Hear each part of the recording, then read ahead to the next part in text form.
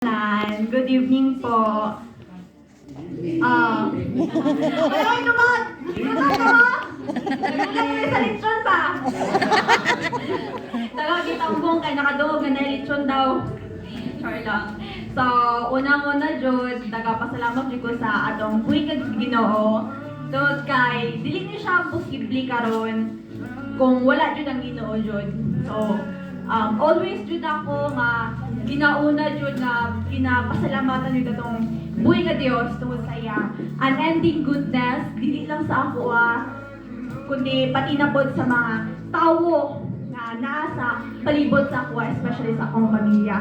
For His love, unending love niya na iyang ginapakita sa ako all through all sa 18 years na until now. Actually, umpa pa din akong birthday, everyone, 17. Pero, gi-advance lang ang celebration tungod kay Sunday man good ugma. Then, basig matingala mo nga wala ang uban tungod kay one of my closest friends kay nagka-hectic din sa ilang schedule tungod kay nasa like Saturday class and also uban kay ga-duty na ingana. Then, also, uban pod kay Sunday magudugma, so napos sila yung ministry po. So, na-hear man po na ko ng mga greetings, mga ilang mga heartfelt greetings. So, nagpasalamat po ko.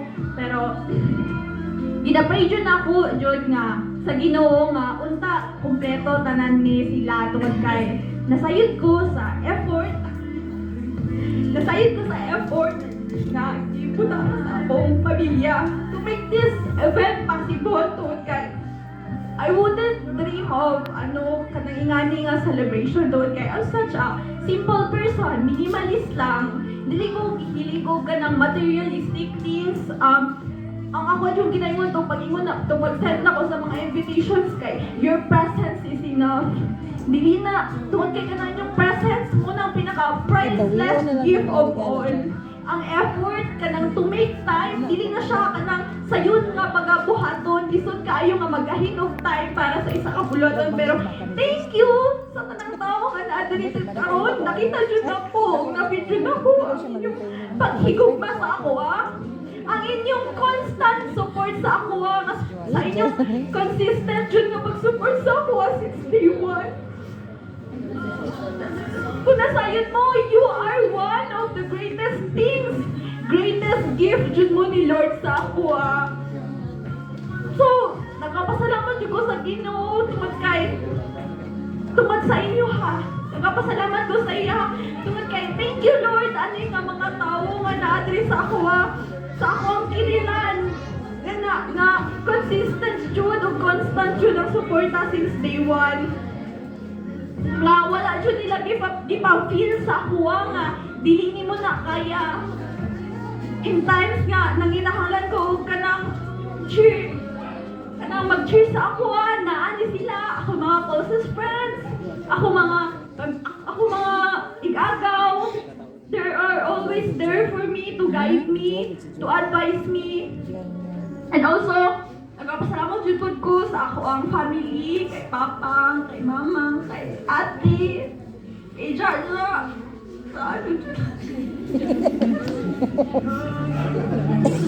Salamat kayo. If I were to choose my family again, I would choose them over and over again, Jud. Sama sa ginaingon nila to have a parents like them, to have a parents like my dad and my mom. Kay isa jud ka greatest gift jud ni Lord sa ako tungod kay I grew up as a pastor kids, and being a pastor kids is a privilege jud.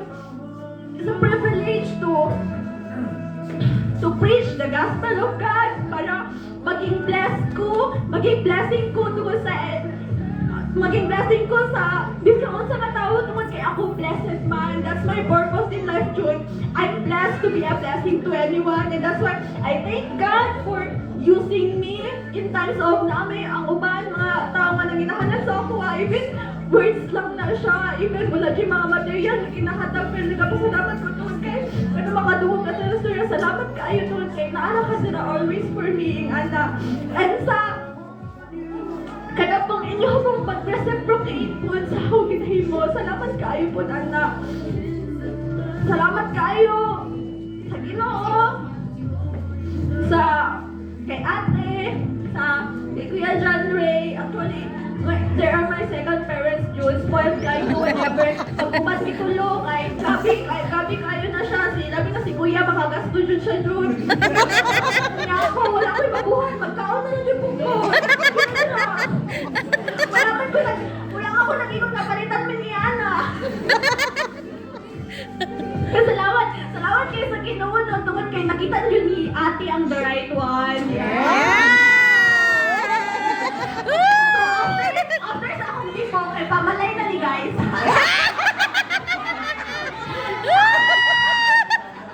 Kay bakit hindi na makahulan sila bakak sa ano ba ako.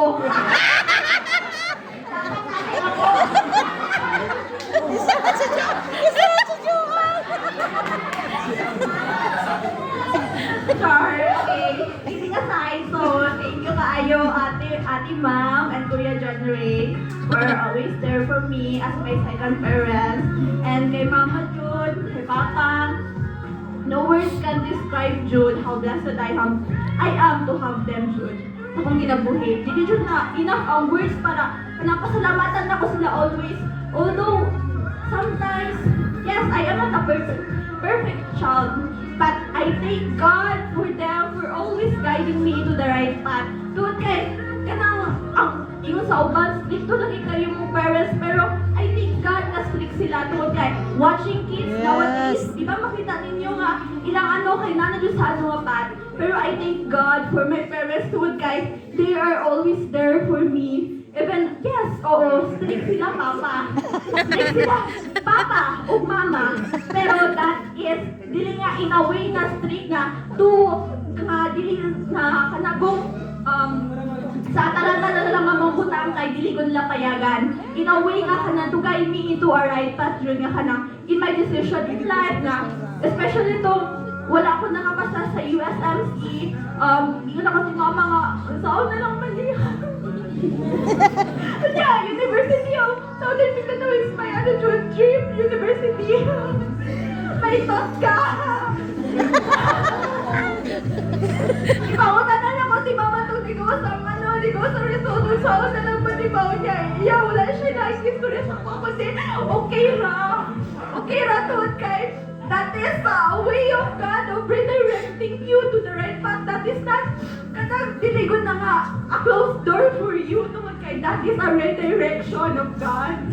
So, nagpasalamat dyan ko kay, even though mahal kayo ang tuition sa North Valley, grabe dyan kayo, mag-prelim pa lang may, pero mura na akong scammer sa komunikanan kay, kada ano na lang kay mga yung kwarta.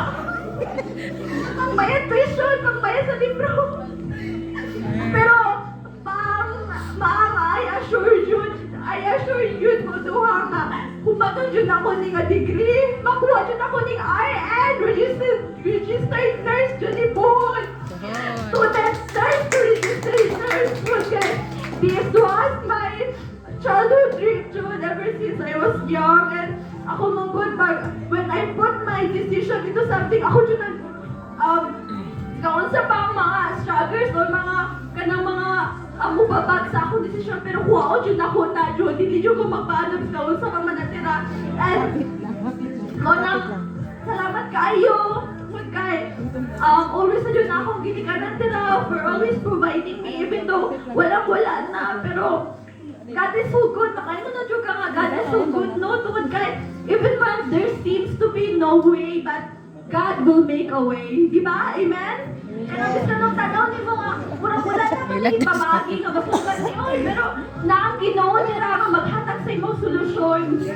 Na kaya sayod siya, kasayod ka, na kanas siya makasubayon. Ako wala dyan ko ka-worry in life. Kaya mga bayro nun sa espilahan, isa pa milyon-milyon ang gasto sa nursing. Pero ang swerte mo kay wala yung katunga. Swerte kay wala yung katunga niya, milyon-milyon ang gasto. Sorry na. Mga mag-approach ko.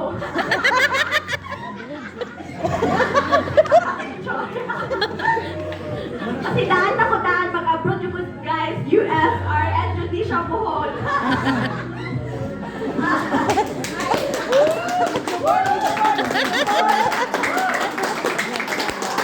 Alright, so, salamat sir kayo, and also to my Kalipitan fam, Sir Joffrey, Kuya Sir. Salamat kayo po, especially to sa akong high school task, especially when it comes to thesis. Siya dyan akong maduulan dyan nga, kanang usahay, ako dyan maulaw dyan ko mag-chat dyan, kaya kanang I'm very humble person dyan kayo ko.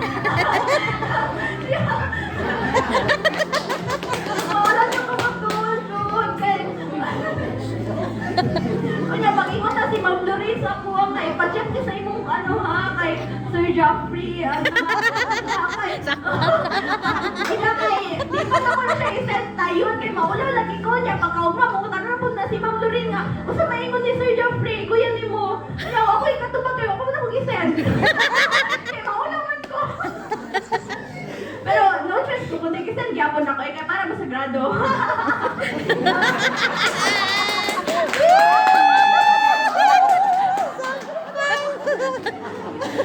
Katawa sa tagay sa para mawalan yung kagutom. Uy, panagyagat siya dito ah! Wala pa dito! Pwede pa kami mo maka-bring house niya? Dapat yung sinupin niya. Okay, May kalipay-lipay mo rin sa mixing. so, salamat kayo, Kuya Sir. Ito, not just Kuya Sir Joffrey, but also to all my Kalipitan family, June, especially ka na namin mga gatherings, ka ng mga laughter na mo together, ka ng bonus together.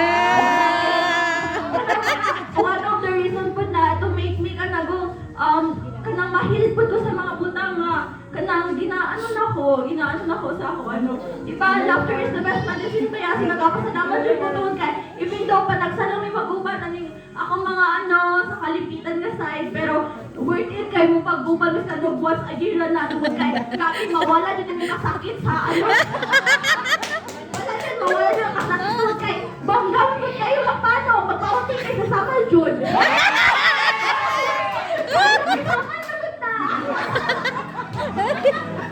Padugog-dugog. Padugog-dugog. Pero katong ano Diyos, katong makikita kayo. Ako na lang mag-sponsor. Mag-bagyo, di ba ta? Kaya kay dilitan nato sa little bagyo. Dilitan mo ha. Okay, so thank you kayo po. Then, next po sa Sanggunian family. Sila Kuya Erwin, sila Tita. Nagulo na si Tita tawag kayo na siya. Reason po. And also, si Mami o si Daddy kay dili na wala sa kado dili tawag kayo. Hindi mo makaya niya. Wating mato sila dili niya. Tunga-tunga pa lang, wala ka-survive.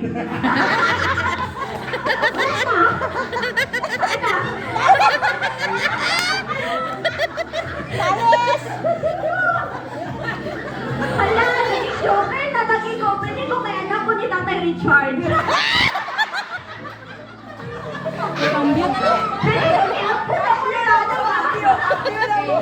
Pwede ko isno, dyan natin. Mga joker family.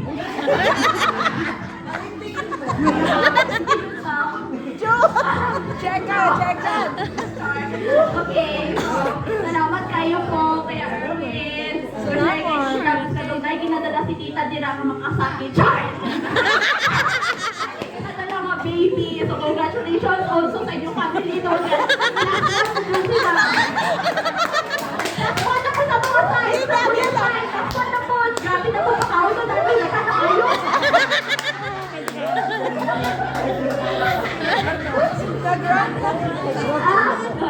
Okay, so, and also to my Ismael fam, gaudinit na kompleto karon, kay Ate Del, na natin ang nagtabang kay mamang kaganina sa pagluto. So, salamat kayo sa inyong effort. And also, Kuya Ron. sa ako sa mga imama ng Arrangers family, ever since nga naami diri mi ng ministry, salamat kayo sa inyong sa inyong pag-welcome dyan sa mua, sa ako nga, dili dyan ako ma-feel sa akong family nga, dili mi bilong diri tungod kay isa yun ninyo, feel yun ninyo nga, dili dyan mi, para dyan mi. Saman. So, salamat